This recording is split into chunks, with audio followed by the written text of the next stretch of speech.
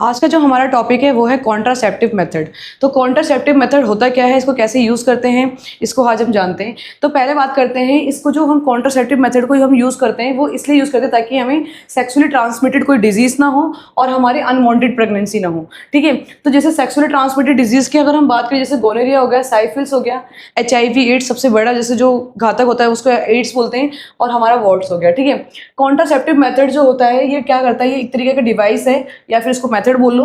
ये प्रिवेंट करता है प्रेगनेंसी को। ये 3 टाइप्स के होते हैं, mechanical barrier method, hormonal method and surgical method. Mechanical barrier method में क्या होता है कि जो मेल एंड फीमेल का जो फ्लूइड है ना वो दोनों एक दूसरे के साथ एक्सचेंज ना हो, इसीलिए हम यहाँ पे इस मेथड को यूज़ करते हैं कि जो फीमेल का स्पर्म है वो फीमेल के जेनिटल ट्रैक्ट तक एंटर ना कर पाए। तो वहाँ पे उसको हम यूज़ करने के लिए मैकेनिकल बैरियर मेथड जो यूज़ करते हैं उसके लिए हम यूज़ करते हैं कॉन्डम। ठीक है, देन उसके बाद आते हैं हम हार्मोनल मेथड, जिसमें कि हमारा क्या होता है कि जो हमारा पिट्यूटरी ग्लैंड होता है ना वो 2 तरीके के हार्मोन रिलीज करता है, LH एंड FSH। तो वो रिस्पॉन्सिबल होता है कि हमारा ओव्यूलेशन करवाने के लिए। तो वहाँ पे हम यूज़ करते हैं ओरल पिल्स, जो कि हमारे ओव्यूलेशन टाइम को आगे या पीछे कर देता है या फिर उसको खत्म कर देता है, जिससे कि हमारा जो अगर स्पर्म एंटर कर भी जाए तो वो उसको किल कर देगा, उसको फर्टिलाइज नहीं होने देगा।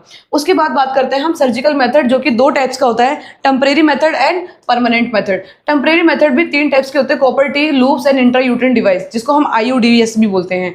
फॉर एग्जाम्पल देखो, हम कॉपर टी को समझते हैं क्या होता है कि यहाँ पर ये है फीमेल का यूट्रस। तो यहाँ पे क्या होता है, इसके हम लूप के थ्रू इसको एंटर करवाते हैं और इसको हम ये मतलब कि फैल जाता है, स्प्रेड हो जाता है।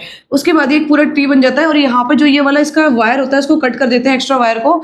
अगर यहाँ से अगर मेल एंड फीमेल इंटरकोर्स करते हैं और इसका स्पर्म यहाँ पे एंटर कर जाता है तो ये उसकी मोबिलिटी को क्या कर देता है, कम कर देता है। ये उसको यहाँ तक, अगर यहाँ पे एग रिलीज हो चुका है तो ये यहाँ तक उसको एंटर करने ही नहीं देगा, और जो उसके कॉपर आयंस हैं वो क्या करते हैं, इसकी मोबिलिटी को कम कर देते हैं। ठीक है, ताकि ये वहाँ तक उसको पहुँच ना पाए, एग को फर्टिलाइज ना कर पाए, और ये इसको प्रमोट करता है जो हमारा इम्यून सिस्टम होता है। देन उसके बाद करते हैं हम परमानेंट डिवाइस, जैसे वास्कोटोमी हो गया एंड ट्यूबिकोटोमी हो गया।